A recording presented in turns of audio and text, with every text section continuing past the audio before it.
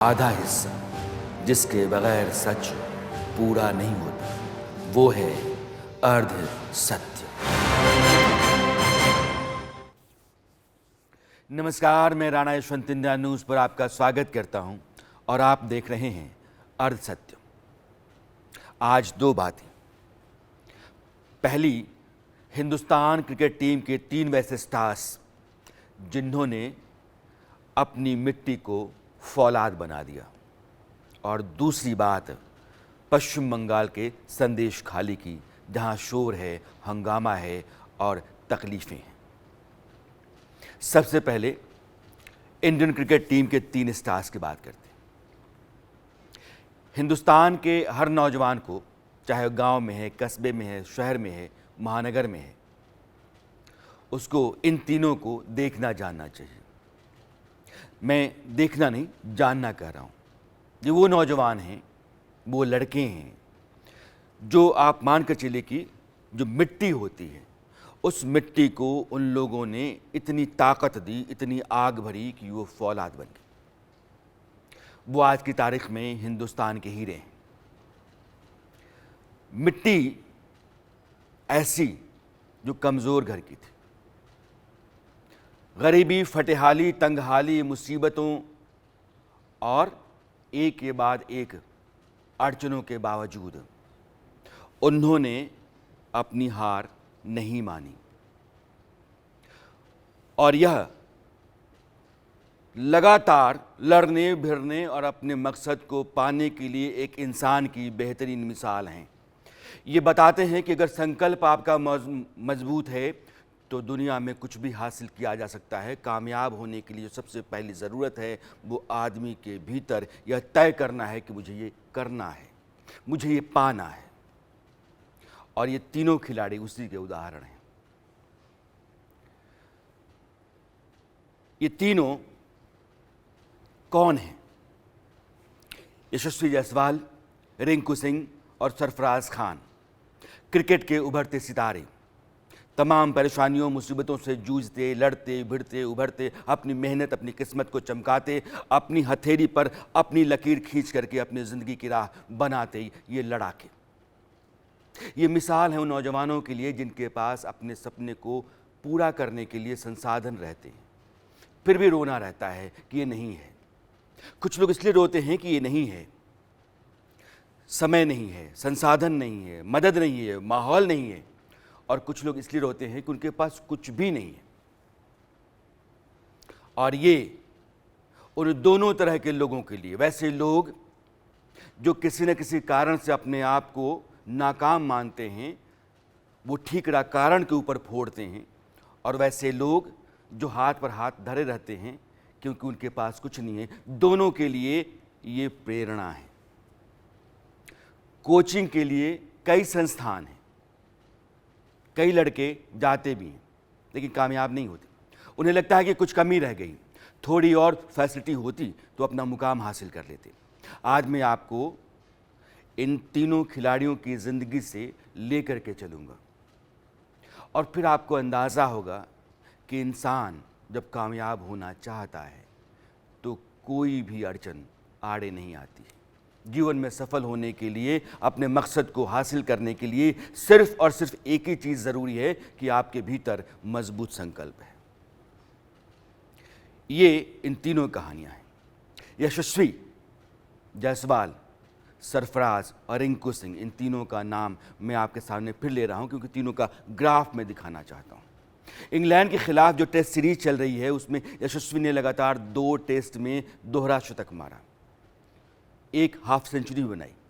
सरफराज ने टेस्ट मैचों में डेब्यू करते हुए दोनों पारियों में 50 से ज़्यादा रन बनाए, पहली पारी में 62 रन और दूसरी में 68 रन। और रिंकू सिंह IPL जो 2023 का था, ऑस्ट्रेलिया के खिलाफ आखिरी ओवर में 5 गेंदों पर लगातार 5 छक्के लगाए। रिंकू सिंह आज की तारीख में हिंदुस्तान की टीम में उस खिलाड़ी का नाम है जो चाहे टारगेट जितना बड़ा हो, पूरा करने के लिए वो काफ़ी है।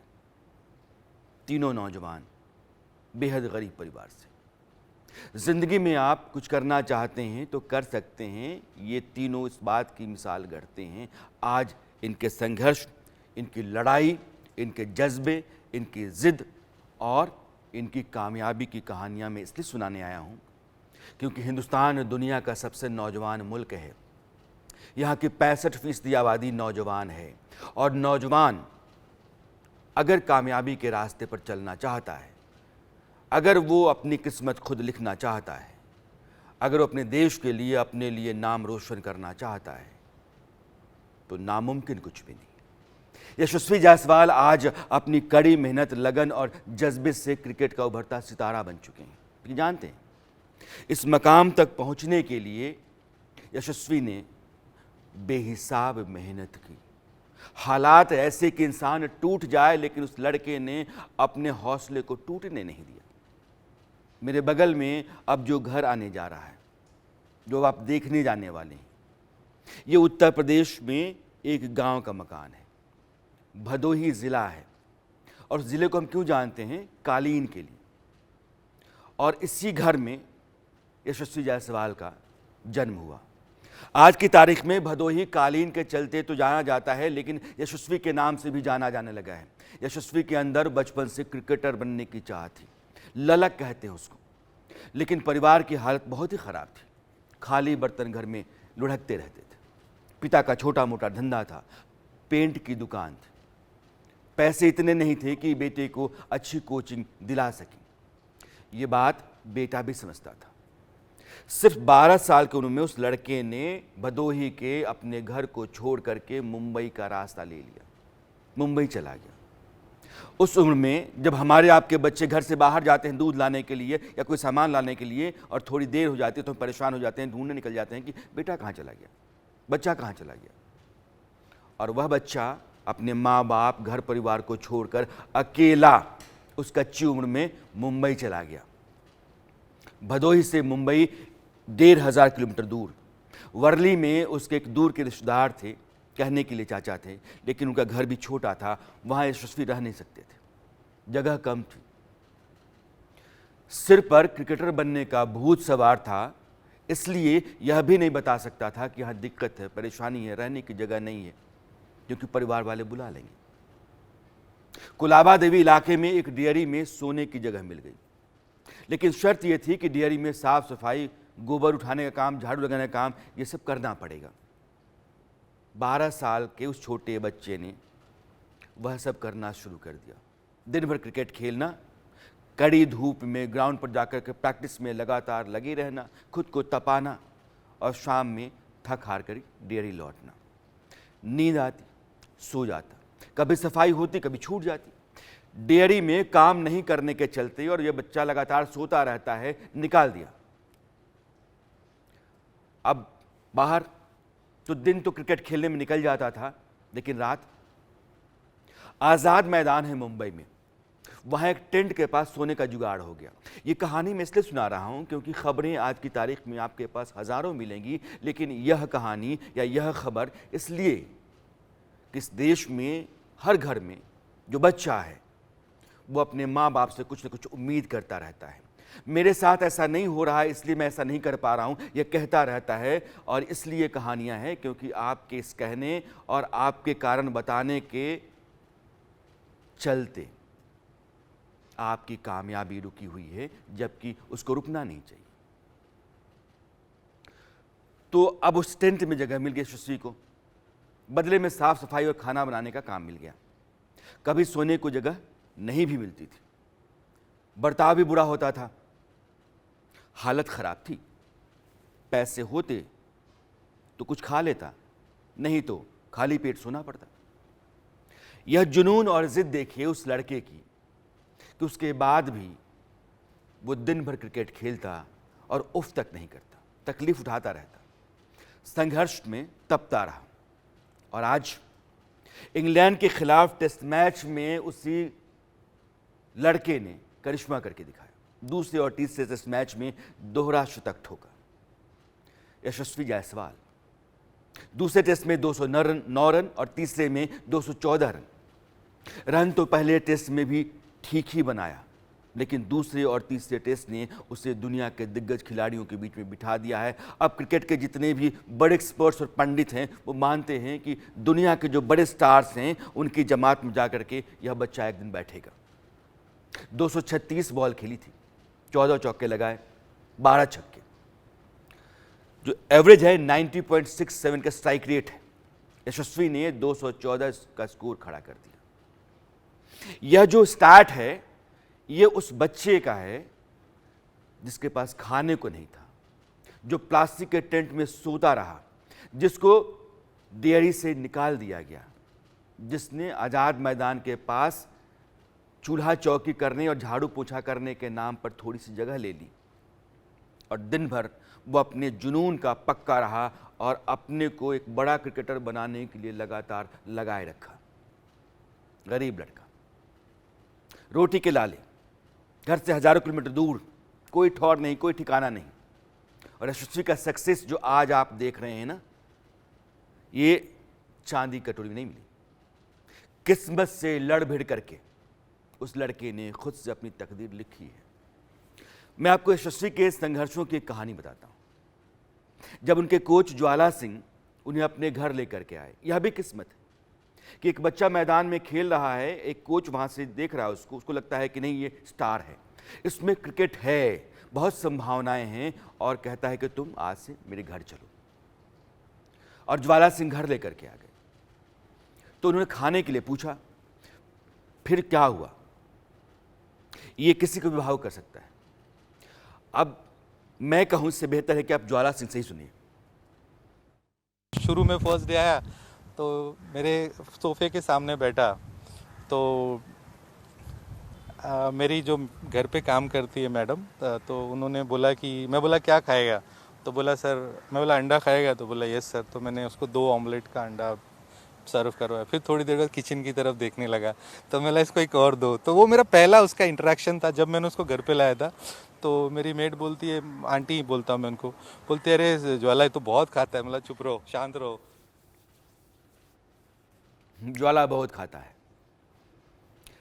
पेट भी एक बड़ा सवाल होता है। यशस्वी के स्ट्रगल के दिनों की एक और कहानी आपको सुनाता हूं। यशस्वी ने क्रिकेट को अपना सब बना लिया था। वो बड़ा स्कोर करते थे। एक बार ज्वाला सिंह जो उनके कोच हैं, उन्होंने अपने साथ अपने घर पर रखा और एक दिन नाराज हो गए। यशस्वी का प्रदर्शन कुछ ठीक नहीं चला। ज्वाला सिंह से बातचीत बंद हो गई, या यूं कहिए कोच ने अपने चेले से बातचीत बंद कर दी कि तुमको अगर नहीं खेलना है और ऐसे ही खेलना है तो फिर तुमसे बात क्या करना है। शर्त बातचीत की रखी गई कि यशस्वी दोहरा शतक लगाएंगे तो बात होगी, वरना बात नहीं होगी। और क्या हुआ, दोनों के बीच बातचीत तभी शुरू हुई जब यशस्वी ने डबल सेंचुरी लगा दी। आंध्र प्रदेश की टीम के खिलाफ यह डबल सेंचुरी थी। और यह पूरी कहानी एक बार फिर आप ज्वाला सिंह से सुनिए। जो अंडर 23 खेलने गया था, तो कुछ चीज़ें ऐसी की थी उसने जिससे मैं बहुत गुस्सा हो गया था। तो वो आया मेरे पास, तो मैं उससे बात नहीं कर रहा था। तो बोलता है सर आप बात क्यों नहीं कर रहे। मैं बोला मैं तेरे से बात नहीं करूँगा।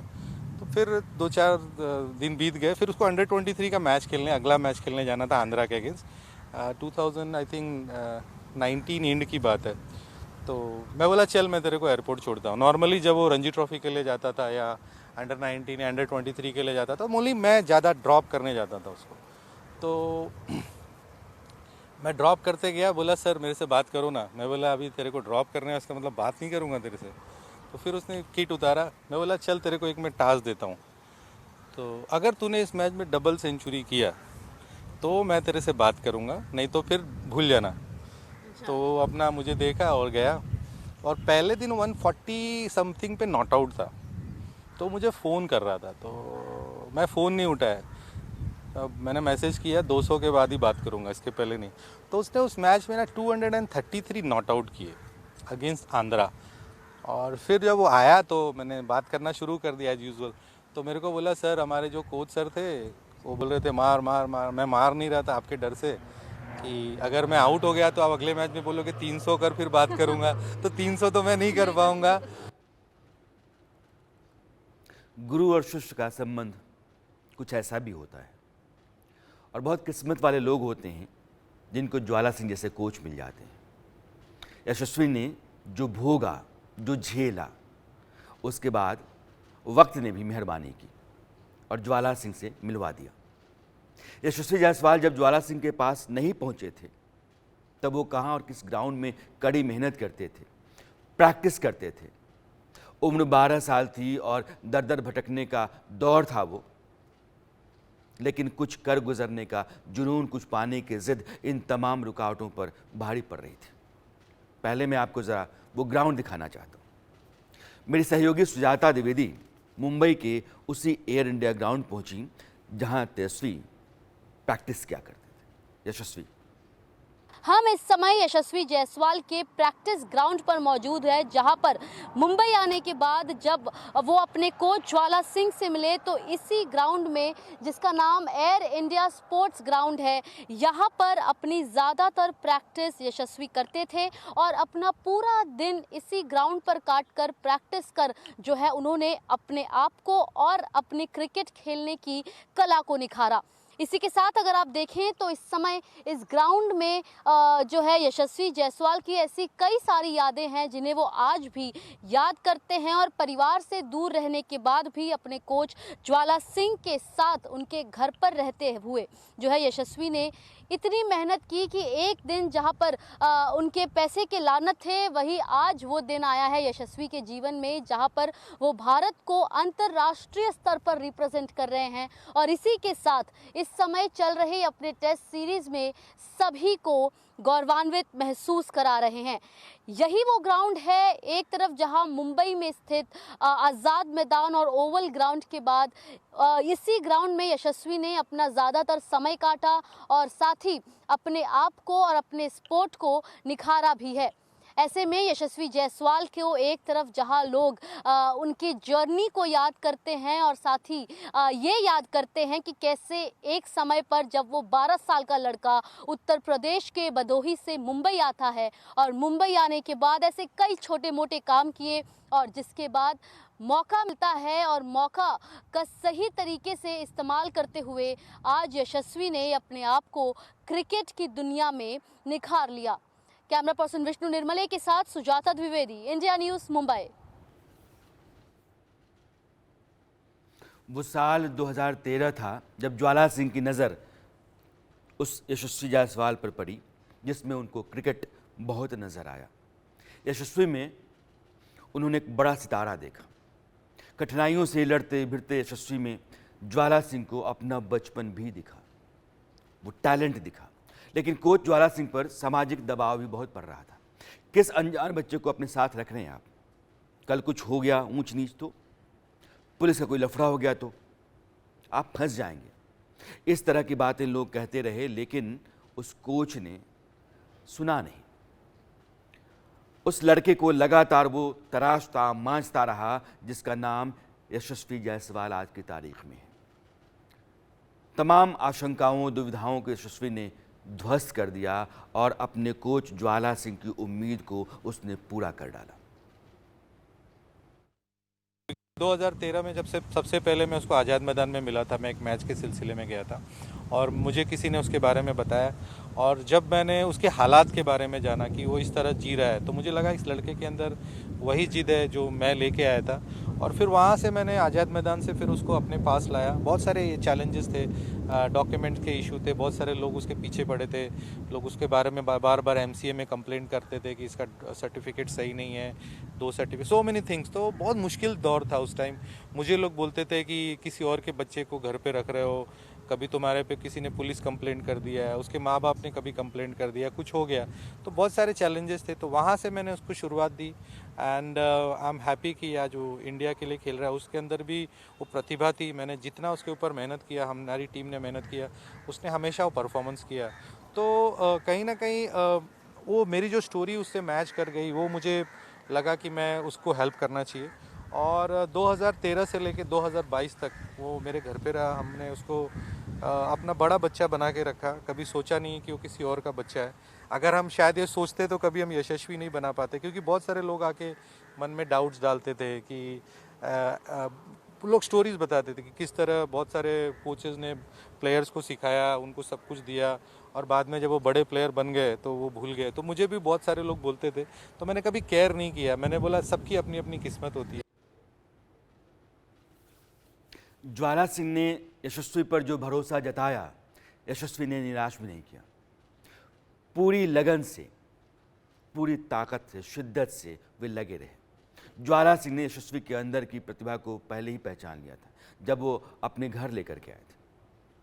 वे बताते हैं कि जब यशस्वी को घर लाए तो यशस्वी के पास कुछ पेपर कटिंग्स थी।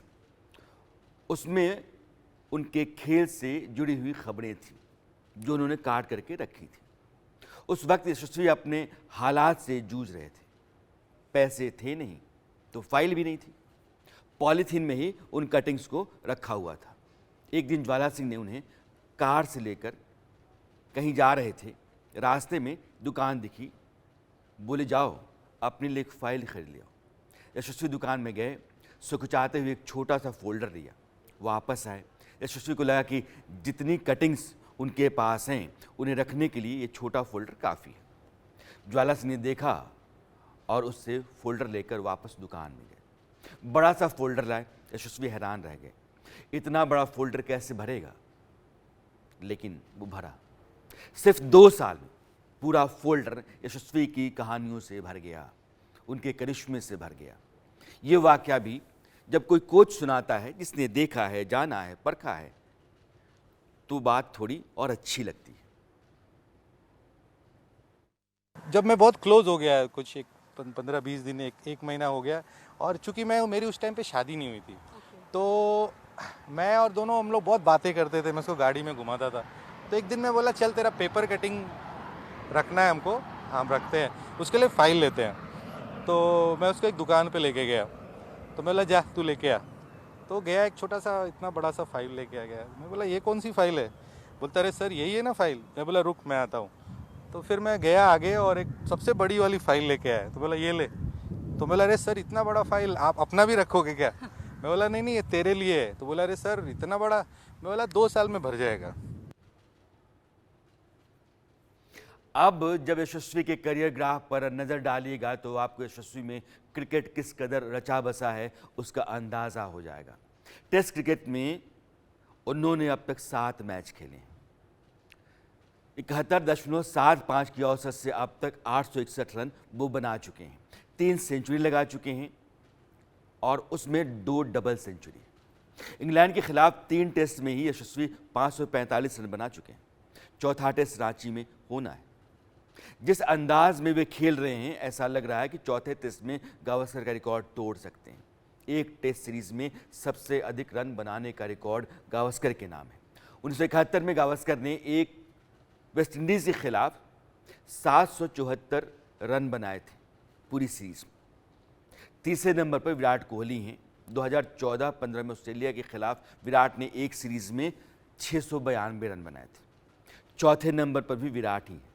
2016 में इंग्लैंड के खिलाफ 655 रन उन्होंने बनाए। 5वें नंबर पर दिलीप सरदेसाई जिन्होंने वेस्टइंडीज के खिलाफ 1971 में 642 रन बनाए। अब स्टार्स की इस जमात में यशस्वी भी आ सकते हैं।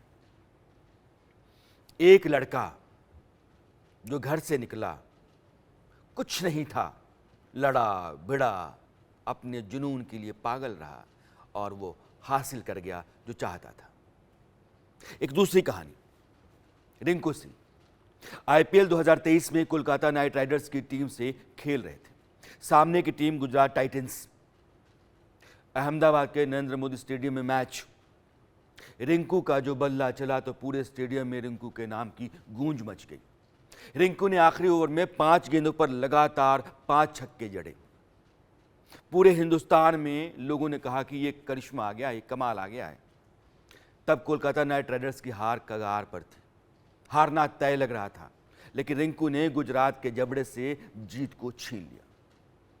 यहीं से दुनिया ने जाना कि इंडियन क्रिकेट के उभरते सितारे रिंकू सिंह कुछ तो हैं। यशस्वी की तरह रिंकू सिंह अपनी मेहनत, अपनी काबिलियत, लड़ भिड़ करके, अपना रास्ता बना करके तमाम अड़चनों को दूर करके, मुसीबतों को पार करके अपनी जगह बनाई है, अपनी मंजिल हासिल की है। रिंकू के स्ट्रगल की कहानी भी आज के नौजवानों के लिए एक मिसाल हो सकती है। अलीगढ़ से हैं वे और उनके पिता गैस सिलेंडर ढोते हैं, गैस सिलेंडर ढोते हैं। बेटा इतना स्टार बड़ा बन गया, लेकिन आज भी वे अपना काम करते हैं। उन्होंने अपने काम को अपना धर्म मान रखा है। बेटे का जो काम है वो कर रहा है, मेरा जो काम है मैं कर रहा हूं, यही वो कहते हैं। रिंकू को भी क्रिकेट का बचपन से शौक था, अक्सर घर से बाहर क्रिकेट खेला करते थे। पिता को यह मंजूर नहीं था। गरीब परिवार 2 छोटे कमरों में गुजारा कर रहा था। पिता सोचते थे कि कहाँ खेल में इतना समय बर्बाद कर रहा है, पढ़ेगा लिखेगा, नौकरी कब पाएगा, घर चला पाएगा, जिंदगी लकीर पर चलेगी। कभी कभी तो पिता की मार भी खानी पड़ी, लेकिन रिंकू अपनी जिद पर थे, अपनी किस्मत खुद लिखना चाहते थे, क्रिकेट नहीं छोड़ी। उनके पिता से सुनिए कि बेटे के क्रिकेट खेलने से वो कितना नाराज रहा करते थे।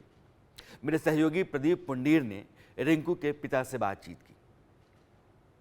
क्या आपको शुरू से पता था कि आपका बच्चा क्रिकेटर खेलेगा और इतना बड़ा स्टार बनेगा? नहीं, मुझे पता नहीं थी साहब का, बिल्कुल भाई मेरे को कोई पता नहीं थी। मैं तो उसे मारता भी था, का मना करता था, मैंने भाई में इसमें क्या रखा है, पढ़ लिख ले, वही कमाई वो काम आएगी तेरे आगे चल के है।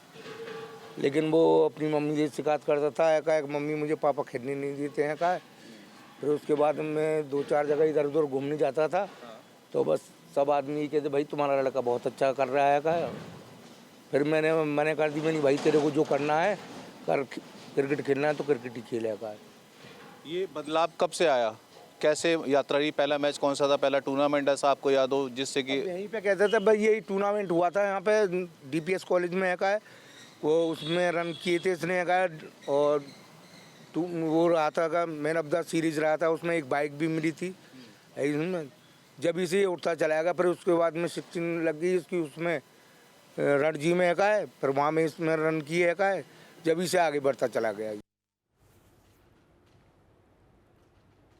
यशस्वी, रिंकू और सरफराज भी इन्हीं दोनों की तरह गरीब कमज़ोर परिवार से, जहां उम्मीद और सपने यह दोनों दूर की चीज़ होती, बस ज़िंदगी 2 जून की रोटी जुटाने और जी पाने में ही गुजर जाती। वहाँ से इन सबों ने हिंदुस्तान के लिए कमाल किया है और आज वो पूरे देश की बड़ी उम्मीद है, स्टार हैं, और इन तीनों को सलाम है।